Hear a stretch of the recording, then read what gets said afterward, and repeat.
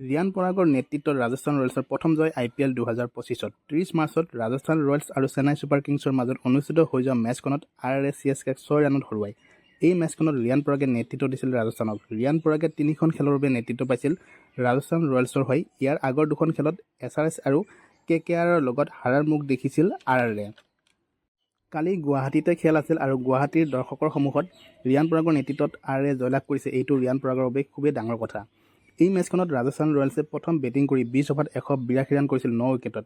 ৰাজস্থান ৰয়েলছৰ হৈ নীতিশ ৰাণাই খুব সুন্দৰ ইনিংছ খেলিছিল 81 ৰানৰ, য'ত আছিল 10টা 4 আৰু 5টা 6। ষ্ট্ৰাইক ৰেট 225 আছিল। গতিকে এই ইনিংছটোৱে খেলখনৰ দিশ পৰিৱৰ্তন কৰিছিল, কাৰণ বাকী খেলুৱৈসকলে বৰ এটা ভাল প্ৰদৰ্শন কৰা নাছিল। ৰিয়ান পৰাগে কিন্তু কালি ভালেই খেলিছিল বুলি ক'ব লাগিব।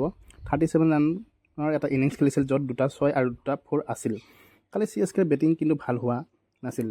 183 ৰানৰ টাৰ্গেট চেজ কৰিব আহি CSKৰ অপেনাৰ ৰচিন ৰবীন্দ্ৰই খুব সহজতে আউট হয় 0 ৰানতে। বাকী খেলুৱৈসকলেও ইমান ভাল বেটিং কৰা নাই CSKৰ।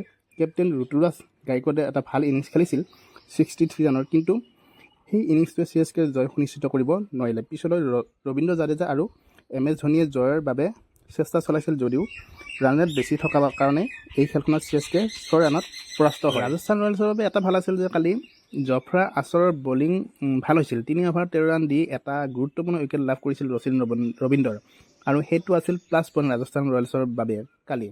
কাৰণ জফ্ৰা আৰ্চাৰৰ আগৰ খেলকেইখন আমি যদি চাবলৈ যাওঁ, জফ্ৰা আৰ্চাৰে বৰ এটা ভাল বলিং কৰা নাছিল। আৰু যিয়ে নহওক, ৰিয়ান পৰাগৰ নেতৃত্বত কালি ৰাজস্থান ৰয়েলছে প্ৰথম জয়লাভ কৰিলে, আৰু ৰিয়ান পৰাগে নেতৃত্ব দি IPLত প্ৰথম জয়লাভ কৰিলে তেওঁৰ নেতৃত্বত, ৰিয়ান পৰাগৰ নেতৃত্বত। গতিকে এইটো ৰিয়ান পৰাগৰ বাবে এটা ভাল খবৰ, লগতে দৰ্শকৰ বাবে ভাল খবৰ, তেওঁৰ অনুৰাগীৰ বাবেও ভাল খবৰ। তেওঁ IPL ইতিহাসত প্ৰথম নেতৃত্ব দি জয়ৰ মুখ দেখিলে। আগলৈও আৰু আগবাঢ়ি যাওক তেওঁ।